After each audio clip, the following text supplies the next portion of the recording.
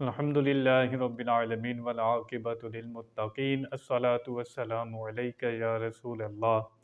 اللہ تعالیٰ سورۃ الاعراف میں ارشاد فرماتا ہے، قال ربنا ظلمنا انفسنا وان لم تغفر لنا وترحمنا لنکونن من الخاسرین۔ دونوں نے عرض کی، اے رب ہمارے، ہم نے اپنا آپ برا کیا، تو اگر تو ہمیں نہ بخشے اور ہم پر رحم نہ کرے تو ہم ضرور نقصان والوں میں ہوئے۔ آدم علیہ السلام اور اماں حوا کو شیطان نے لغزش دی، گمراہ کیا اور جھوٹی اللہ تعالیٰ کی قسم کھائی کہ اگر اس درخت سے تم کھاؤ گے تو ہمیشہ جنت میں رہو گے اور کبھی تمہیں موت نہیں آئے گی۔ یہ شیطان نے جھوٹی باتیں کی اور لغزش دی حضرت آدم علیہ السلام کو۔ اللہ تعالیٰ نے پھر دونوں کو زمین پر اترنے کا حکم دیا۔ اللہ تعالیٰ کے ازلی فیصلے میں تھا کہ دنیا ہوگی اور میں زمین میں انسان کو اپنا خلیفہ بنانا چاہتا ہوں۔ آدم علیہ السلام کو جب شیطان کو حکم دیا کہ آدم علیہ السلام کو سجدہ کرو، اس سے پہلے ہی اللہ تعالیٰ کا یہ ازلی فیصلہ تھا کہ میں دنیا میں اسے اپنا خلیفہ بناؤں گا اور دنیا ہوگی، دنیا میں انسان ہوں گے، پھر وہ جیسے عمل کریں گے اسی کے مطابق آخرت میں انہیں انعام دیا جائے گا یا سزا دی جائے گی۔ آدم علیہ السلام سے جب لغزش ہوئی، کیونکہ اللہ خود فرماتا ہے فَنَسِیَ وَلَمْ نَجِدْ لَهُ عَزْمًا، ہم نے آدم علیہ السلام کا ارادہ نہیں پایا، ان سے بھول ہوئی اور وہ اس بات کو بھول گئے، یعنی کہ جو آدم علیہ السلام سے خطا ہوئی، اللہ تعالیٰ نے اس کی نسبت بھول کی طرف کی کہ آدم علیہ السلام کو یاد نہیں رہا اور وہ بھول گئے۔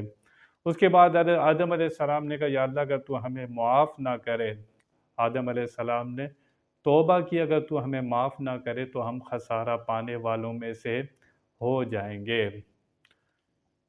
شیطان وہاں پر اکڑا، اس نے کہا کہ یا اللہ تو نے مجھے گمراہ کر دیا۔ آدم علیہ السلام سے لغزش ہوئی تو آدم علیہ السلام کہنے لگے، یا اللہ ہمیں معاف فرما دے، وہ اللہ تعالیٰ نے ان کو معاف فرمایا۔ آگے اللہ فرماتا ہے، قَالَ اهْبِطُوا بَعْضُكُمْ لِبَعْضٍ عَدُوٌّ وَلَكُمْ فِي الْأَرْضِ مُسْتَقَرٌّ وَمَتَاعٌ إِلَىٰ حِينٍ قَالَ فِيهَا تَحْيَوْنَ وَفِيهَا تَمُوتُونَ وَمِنْهَا تُخْرَجُونَ۔ فرمایا اترو، تم میں ایک دوسرے کا دشمن اور تمہیں زمین میں ایک وقت تک ٹھہرنا اور برتنا ہے، فرمایا اس میں جیو گے، اسی میں مرو گے اور اسی میں سے اٹھائے جاؤ گے۔ ایک دوسرے کا دشمن ہے انسان کے لیے، اللہ نے فرمایا کہ جاؤ زمین پر، تم میں ایک دوسرے کا دشمن ہے۔ ہمارا دشمن صرف وہ ہونا چاہیے جو اللہ رسول کا دشمن ہے، جو ہمارے دین کا دشمن ہے وہ ہمارا دشمن ہے۔ اس کے علاوہ جو اللہ رسول کا پیارا ہے اور جو اللہ تعالیٰ سے محبت رکھتا ہے، ایمان والا ہے، اس سے ہمیں دشمنی رکھنی نہیں چاہیے، اس سے ہمیں بغض اور عداوت نہیں رکھنا کس سے ہے؟ جو اللہ رسول کا دشمن ہے، وہ ہمارے دین کا دشمن ہے، وہ ہمارا دشمن ہے۔ اس کے علاوہ ہمارا کوئی دشمن نہیں ہے۔ ایمان والوں سے ہمیں نہ نفرت رکھنی ہے، نہ بغض رکھنا ہے، نہ عداوت رکھنی ہے، نہ دشمنی رکھنی ہے۔ یہ ساری چیزیں اپنے اندر سے ختم کرنی ہے۔ اگر شریعت کا کوئی مسئلہ ہے اور کوئی ایسی بات ہے کہ جس کی وجہ سے کلام بند کرنا پڑتا ہے یا دشمنی رکھنی پڑتی ہے، اس کے پیچھے کوئی وجہ ہونی چاہیے کہ شریعت منع کرتی ہو۔